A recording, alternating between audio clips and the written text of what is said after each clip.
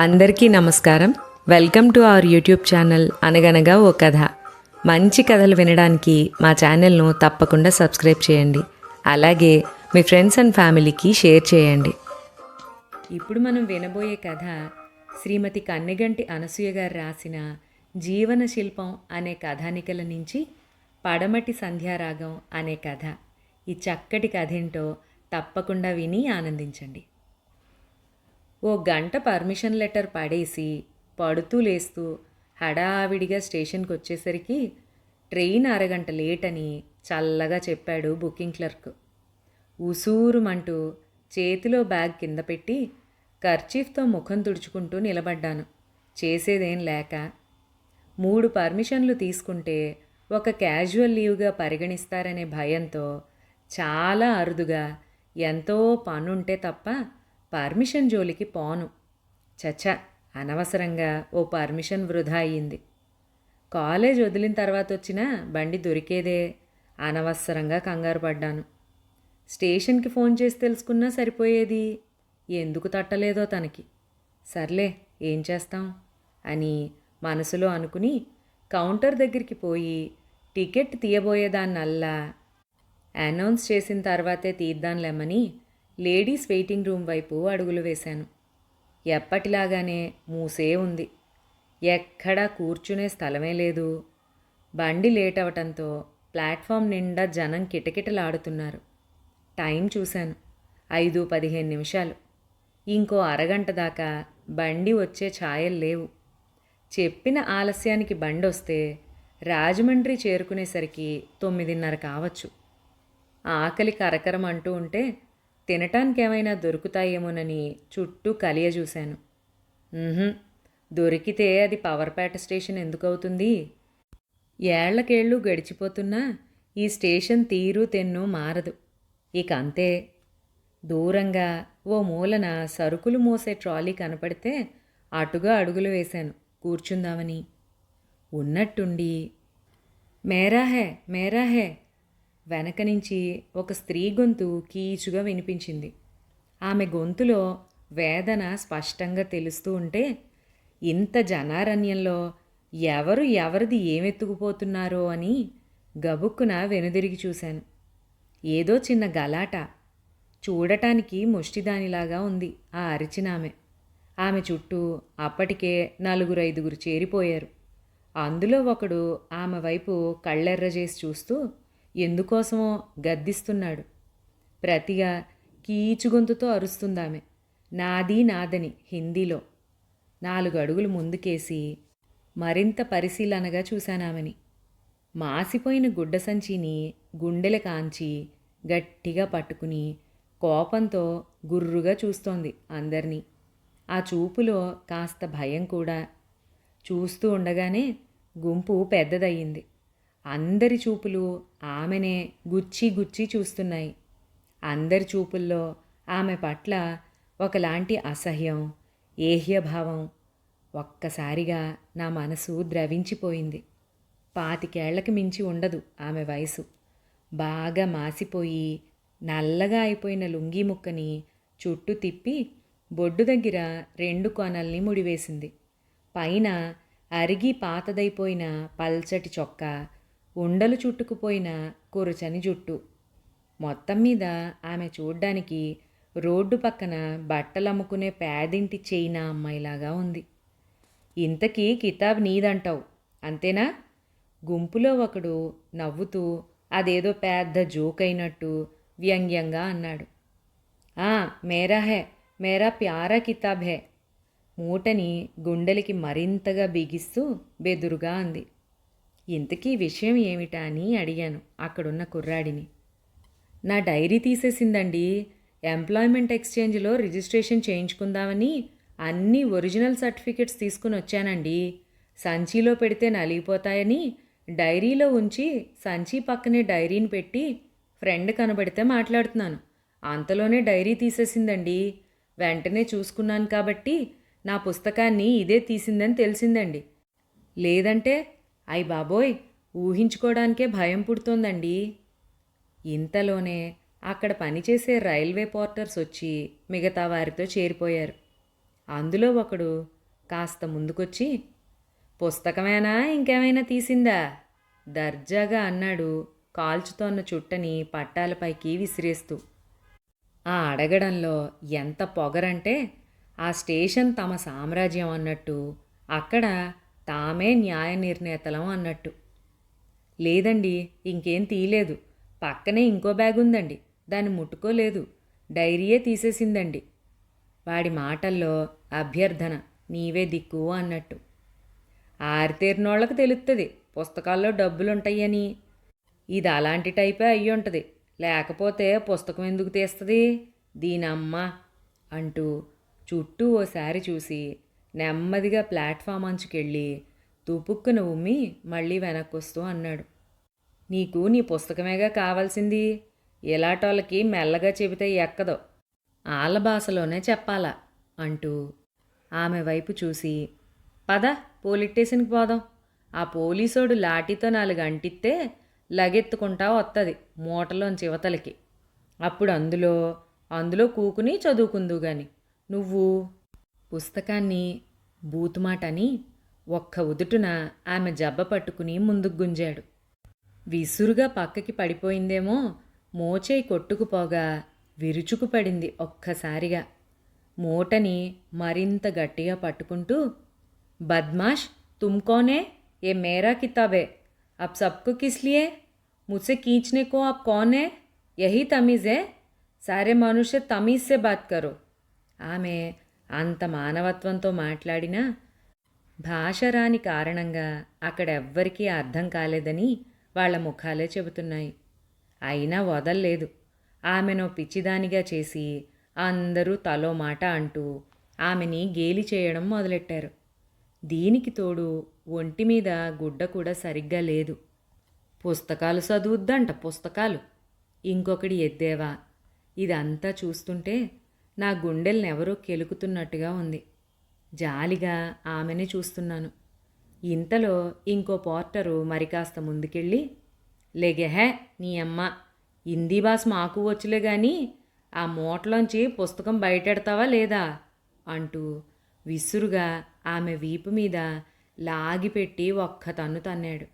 ఆ తన్నుకి ఆమె వేగంగా తూలి ముందుకు పడిపోయింది. మూట అడ్డం ఉండబట్టి సరిపోయింది, కానీ లేదంటే మూతి పచ్చడయ్యేదే. అయినా గాని ఆమెలో సడలని పట్టుదల, పడించోటే ఎలా పడిందో అలాగే ఉండిపోయింది, తన మూటని మరింత బలంగా గుండెలు కదుముకుంటూ. ఆ తన్నినవాడి మీద నాకు పిచ్చి కోపం వచ్చింది. విసురుగా వెళ్ళి ఆ చెంప ఈ చెంప వాయించాలనిపించింది. కానీ ఏదో అసక్తత నన్ను కదలనీయలేదు. అప్పుడే గుర్తొచ్చింది నేను ఈ మధ్య చదివిన కవిత, నా మనసు శరీరము ఎప్పుడూ వినవు, ఒకరి మాటనొకరు, ఒకరినొకరు చూడలేని 2 కళ్ళు అవి 2 అని. కవి చెప్పిన దాంట్లో ఎంత నిజం ఉంది. నిజానికి అమాయకంగా ఉన్న ఒక మతి స్థిమితం లేని స్త్రీని అతను ఆ విధంగా అవహేళన చేస్తూ హింసించడం చూస్తూ ఉంటే వాణ్ణి ఈడ్చికొట్టి ఆమెని అనునయించి అక్కున చేర్చుకుని తీసిందంటోన్న ఆ పుస్తకాన్ని వాడి ముఖాన కొట్టించాలని నా మనసు ఆవేశంగా ఎగిరెగిరి పడుతోంది. కానీ 1000 ఏనుగుల నిస్సత్వ నా శరీరానికి అప్పుడు. లోతుగా ఆలోచిస్తే నాలాంటి వాళ్ల వల్ల మాత్రం ఏం ప్రయోజనం? నా ఆలోచన, నా నిస్సత్తువ నాలోనే పుట్టి నాలోనే ఆవిరైపోయాయి. ఇసుక రేణువంత ఉపయోగం కూడా లేకుండా. ఆమె మీదున్న నా జాలి నా నిస్సత్తువ కారణంగా నిష్ఫలమైపోయింది. ఒక రకంగా చెప్పాలంటే నాకంటే ఆ కూలీలే నయమేమో. ఎందుకంటే నా మనసు ఈ అమ్మాయి వైపు ఏ విధంగా అయితే సైడ్ అయిపోయిందో వాళ్ళ మనసు ఆ కుర్రాడి వైపు అలాగే సైడ్ అయి ఉంటుంది. కానీ వాళ్ళు వాళ్ళ మనసు చెప్పినట్టే ఆ కుర్రాడికి న్యాయం చేయాలని రంగంలోకి దిగినట్టున్నారు. అంతవరకు బాగానే ఉంది. కానీ వాళ్ళ ఆలోచనలో కాస్త తార్కికత ఉంటే ఎంత బాగుంటుంది. అలా తార్కికంగా ఎందుకు ఆలోచించరు వీళ్ళంతా? సాధారణంగా ఇలా మతిస్థిమితం లేనివాళ్ళు అది ఇది అని లేదు, వాళ్ళు ఏదైనా తీయచ్చు. కానీ ఈ అమ్మాయి ఆ డైరీ చుట్టూ విలువైన వస్తువులున్నా అవేవీ తీయకుండా డైరీయే ఎందుకు తీసింది?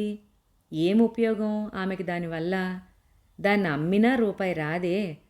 ఆకలితో బక్కచిక్కిన ఆమె కడుపుకి గుప్పెడు ముద్ద సంపాదించి పెట్టగలదా ఆ పుస్తకం? ఆలోచనలు ఇలా సాగుతూ ఉండగానే దిక్కులు పిక్కటిల్లేలాగా కెవ్వున అరిచిందామె. రైల్వే కూలీల్లో కాస్త మోటుగా ఉన్న కూలీ ఒకడు ఆమె దగ్గరికి వెళ్ళి ఎవ్వరూ తన నుండి లాక్కోకుండా బలంగా గుండెలకు అణిచిపెట్టి పట్టుకున్న మూటని ఆమె చేతుల్లోంచి బలంగా లాక్కుని దూరంగా విసిరేయడంతో అందులో ఉన్నవన్నీ చెల్లాచెదురై దూరంగా పడిపోయాయి. వాటిని చూసి చుట్టూ ఉన్న జనం కొయ్యబారిపోయి నిలబడ్డారు. నిజానికి అలాంటి వాళ్ళ మురికిపట్టిన మూటల్లో ఏ సత్తుగిన్నెలో పాతబడిపోయిన అద్దం ముక్క, దువ్వెన, మురికిపట్టిన పాతగుడ్డలో ఉంటాయి. కానీ దానికి భిన్నంగా చూసేవాళ్ళందరినీ ఆశ్చర్యపరుస్తూ పుస్తకాలు, అన్నీ పుస్తకాలే, ఎటు చూసినా పుస్తకాలే. ఇంగ్లీషు, హిందీ భాషల్లో రకరకాల పుస్తకాలు.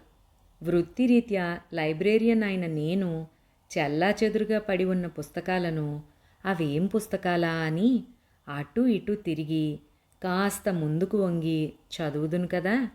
ఆశ్చర్యంతో నోరు తెరవడం నా వంతయింది. అన్నీ ప్రఖ్యాత ఆంగ్ల రచయితల పుస్తకాలే. అలాంటి పుస్తకాలు ఈమె మూటలో ఉన్నాయంటే అది ఆమె అభిరుచిని చెప్పకనే చెబుతోంది. జాలిగా ఆమె వైపు చూశాను. పిచ్చిగా అరుస్తూ నానా శాపనార్థాలు పెడుతూ చెల్లాచెదురుగా పడి ఉన్న తన పుస్తకాలను ఏరుతూ, ఏరిన వాటిని ఎడమ చేత్తో గుండెలు కాంచి పట్టుకుని కుడి చేత్తో మిగిలినవి ఏరుతూ, ఏడవడం వల్ల కారుతోన్న ముక్కుని తన ఒంటి మీదున్న బట్టతో తుడుచుకుంటూ, ఎవరైనా పుస్తకాల మీద చెయ్యేస్తే దూకటానికి సిద్ధంగా ఉన్న పులిలా కోపంతో భయంకరంగా ఉన్న ఆమెని భయంగా చూస్తూనే తన డైరీని తీసుకున్నాడు ఆ కుర్రాడు. Who are you to touch my belongings without my permission, హా? బిగ్గరగా అరిచింది. దూరంగా పారిపోయాడు ఆ కుర్రాడు, మీద పడి ఎక్కడ తన డైరీని లాక్కుంటుందో అని. Why are you trashing me without even showing a least consideration for a lady? Dirty fellows. What humans are you? Who have named you people as humans?